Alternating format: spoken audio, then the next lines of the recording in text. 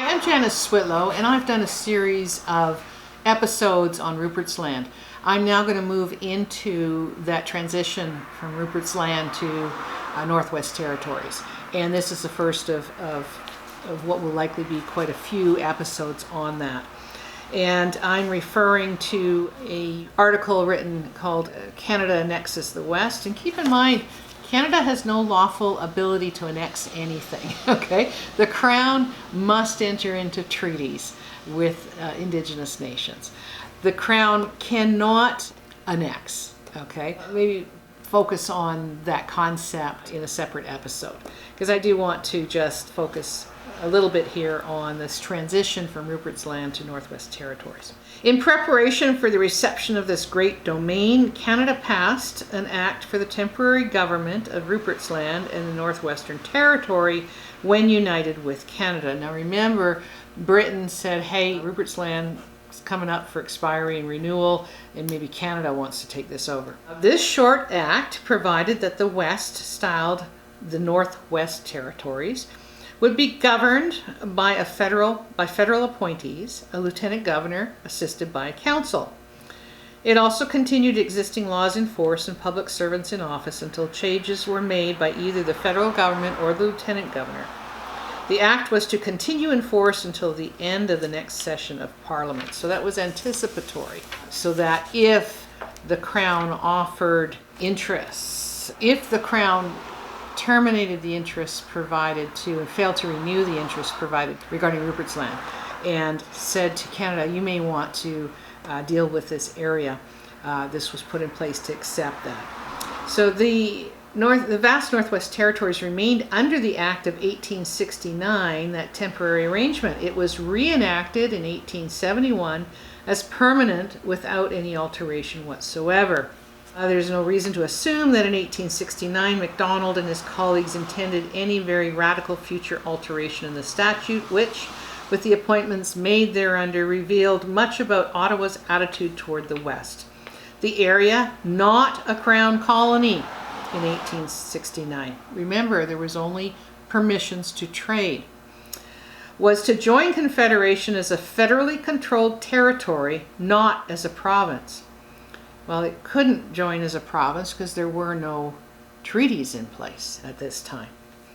It was not assumed that the West was joining a federation. Rather, Canada was acquiring a subservient territory. Local leaders were neither consulted nor considered. These assumptions emerge even more clearly when the initial appointments under the Act are studied. Ontario's ambitions to control the West were symbolized by the appointment of William McDougall as Lieutenant Governor. He was a former Clear Grit who represented Ontario reformers in the first Confederation government. An imperialist and sanctimonious expansionist, he had neither the ability nor the desire to take local leaders, especially those who were not white, into his confidence. Certainly, the federal government's request that he search out Westerners for his council would hardly inspire local confidence. McDougall was regarded as anything but impartial. The province of Manitoba, if you recall, was formed out of this. It was only a minuscule portion of the territory annexed by Canada. Again, you have this conclusion by this author that annexation took place, which is not lawful. MacDonald had in private gleefully announced that, you know, if we do this right, we can annex the whole West. Well, he could not do so lawfully. He could not do so in accordance with the requirements of the Crown. And it's basic in law that something that cannot be legally done does not become legal once done.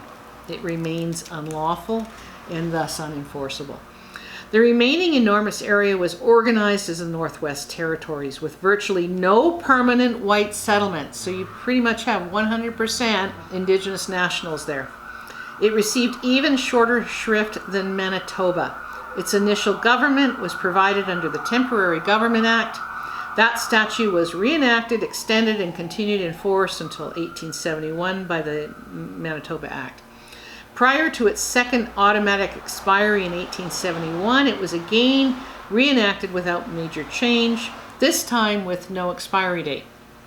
Until 1875, therefore, government for the Northwest Territories was provided under the initial legislation of 1869. During these 6 years, the administration of the territories was somewhat casual. There was no resident governor. That responsibility was simply added to the duties of the Lieutenant Governor of Manitoba.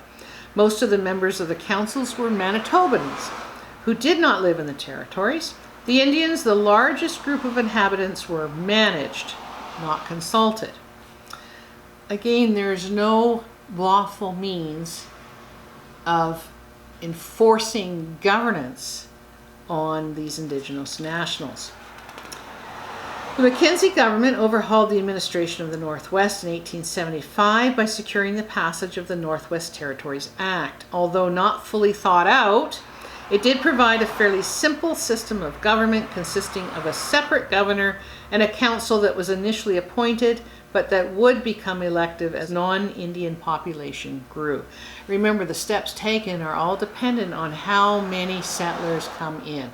And you're still seeing that today, where you went from pretty much 100% Indian or Indigenous national. Today, reference is usually made to almost 50% of the population of the Northwest Territories, as it is presently constituted, is of Indigenous nationals.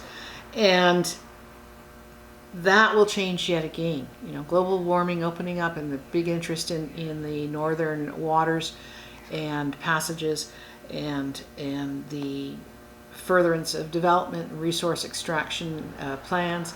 You're going to see a lot more non-natives move in as they become smaller and smaller in number.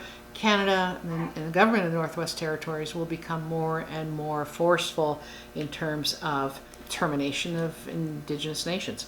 It did provide a fairly simple system of government consisting of a separate governor and a council that was initially appointed that would become elective as a non-native population grew. The capital was established at Battleford until 1882 when it was moved to Regina. Mackenzie appointed David Lard, a federal cabinet minister from Prince Edward Island, as the first full-time lieutenant governor of the Northwest Territories. His first council included neither an Indian nor a Métis who resided in the Northwest Territories. There was no elected councillor until 1881. Prior to 1869, the West was a dependent area ruled, if at all, in a casual, chaotic, but paternalistic manner for the benefit of a huge commercial firm centered in London, the Hudson's Bay Company. So Westerners feared that the transfer involved simply a change of masters, not a change of status. The Métis feared that in the process they would lose their lifestyle and culture through inundation of Ontario settlers. So if you look at those acts, 1869, 1871, etc., there is no reference to anything pertaining to land, because as said, there were no treaties, there were no permissions granted to the Crown. It's simply a provision to replace the kind of governance that was taking place by the Hudson Bay Company, being the only quote-unquote authority. You know, the policies for employees, how to conduct themselves, that sort of thing. This, again, had nothing to do with removing any aspect whatsoever of Indigenous sovereignty, of the nation's sovereignty.